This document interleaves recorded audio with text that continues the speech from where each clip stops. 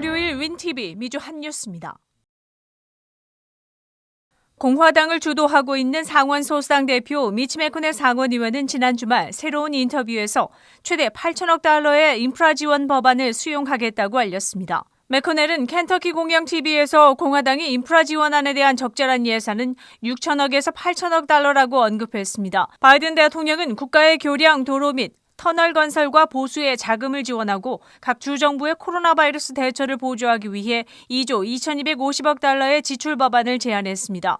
바이든은 이번 주 협상을 진행하기 위해 12일 상원 소수당 대표 매코넬 의원과 상원 다수당 대표 척 슈머 의원, 하원 의장 낸시 펠로시 의원, 하원 공화당 대표인 케빈 메카시 의원 등 양당 최고위원들을 만날 예정입니다.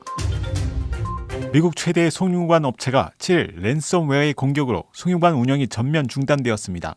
미 동부 지역에서 총 5,500마일 이상에 걸친 송유관을 운영하고 있는 콜로니얼 파이프라인 시스템은 동부 해안 지역에서 소비되는 연료의 약 45%를 공급하고 있습니다. 이번 사이버 공격으로 해커들이 송유관 네트워크와 데이터를 인질로 삼고 돈을 요구하고 있다고 알려졌습니다. 미국 교통부는 9일 이에 대응하기 위해 비상을 선포하고 가솔린, 디젤 및 항공기 연료를 수송하는 트럭 운전자의 근무 연장을 허가했습니다. 콜로니얼 파이프라인 관계자의 10일 성명에 의하면 송유관의 일부가 단계적으로 다시 작동하기 시작했다며 이번 주말까지 복구가 완료될 것이라고 발표했습니다. 그렇지만 로이터 통신에 의하면 미국 남동부의 주유소 가격이 이번 사이버 공격으로 인한 가격 인상이 예상된다고 전했으며 북미에서 15만 개가 넘는 주유소를 추적하는 게스버디의 분석가들은 파이프라인이 다시 온라인 상태가 된 뒤에도 정상 상태로 회복하는데 며칠이 더 걸릴 것이라고 분석했습니다. 이번 랜섬웨어의 공격은 다크사이드라고 불리는 범죄 조직에 의해 자행된 것으로 알려졌습니다. 이들은 지난 3년간 서방 국가들에게 수백억 달러의 손실을 입힌 산업범죄 전문 집단으로 알려졌으나 구소련 블록의 국가들의 기업을 표적으로 삼는 것을 피하고 있다고 알려졌습니다. 미국은 국제선 항공기를 이용해 입국하는 사람들에 대한 코로나 음성 판정 조건을 일부 완화했다고 알렸습니다. 미 질병통제예방센터 CDC는 지난 7일 발표에서 코로나 자가 진단 킷을 이용해 코로나 음성 판정을 받아 미국행 항공기를 이용할 수 있다고 알렸습니다. 지난 1월 26일부터 모든 미국 입국 여행객들은 출발 3일 이전에 코로나 바이러스에 대한 음성 판정 증명서를 의무적으로 제출해야 합니다. 음성 증명서의 의무 제출은 유지되나 FDA의 긴급 사용 승인을 받은 코로나 자가진단 키트를 사용해 키트 제조사와 연계된 원격 의료 서비스로 CDC 요건에 맞는 증명서가 발급되면 이를 미국 입국 시 항공기 이용에 사용할 수 있다고 전했습니다. 아마존은 11일 발표에서 총 100억 개가 넘는 위조 상품들의 리스팅을 차단했다고 전했습니다. 아마존은 최근까지 소비자들과 제조사 그리고 의회로부터 위조품을 단속하라는 압력을 받아왔던 것으로 전해졌습니다. 이번에 찾아낸 가짜 또는 유사 상품의 차단 건수는 지난해 대비 67% 증가되었다고 아마존 측은 발표했습니다. 이런 위조 상품들은 셀러가 사이트에 직접 상품을 리스팅할 수 있는 아마존 내 서드파티 마켓플레이스를 이용하고 있다고 알려졌습니다. 아마존은 또한 자동 위조품 제거 시스템을 도입해 사용하고 있으며 전반적인 위조품 방지 노력에 7억 달러를 지출하고 있고 만여 명의 직원이 여기에 투입되어 있다고 전했습니다. 국회에서도 위조품을 줄이는 방법을 모색 중이며 루이지아나 공화당 상원 의원 빌 캐시디와 일리노이 민주당 상원 의원 딕 더비는 올해 서드파티 판매자의 이름과 주소를 공개하는 법안을 상정할 예정이라고 알려졌습니다. 한 텍사스 보안관이 방송에 출연해 바이든 대통령의 국경 정책을 비난했습니다.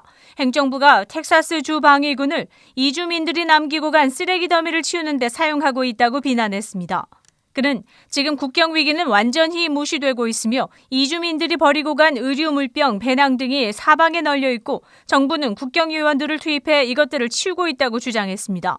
행정부는 이런 상황 속에서도 이민자들의 유입을 계속해서 허용하고 있으며 이들 지역에서 자동차 사고와 기타 사망 사고, 여성 착취와 환경 문제가 발생하고 있다고 전했습니다.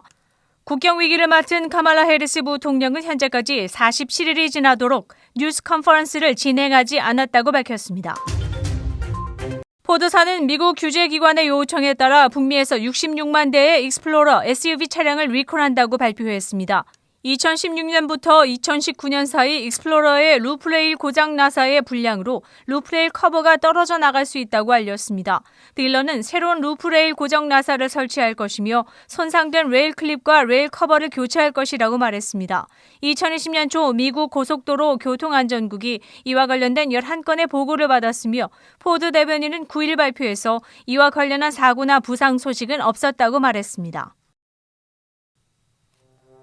5월 10일 월요일 코로나19 현황입니다.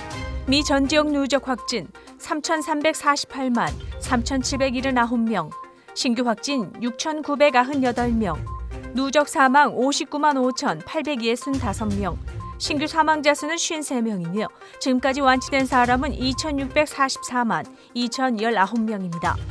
일리노이주 누적 확진 135만 6,391명, 신규 확진 1,424명, 누적 사망 22,235명, 하루 새 신규 사망자 수는 12명을 가리켰습니다. 지난 일주일 동안 일리노이주에서의 코로나19 양성 판정률은 2.8%를, 쿡카운티는 5.1%를 나타냈습니다. 다음은 어제 기준 각 주의 신규 확진자와 신규 사망자 수입니다.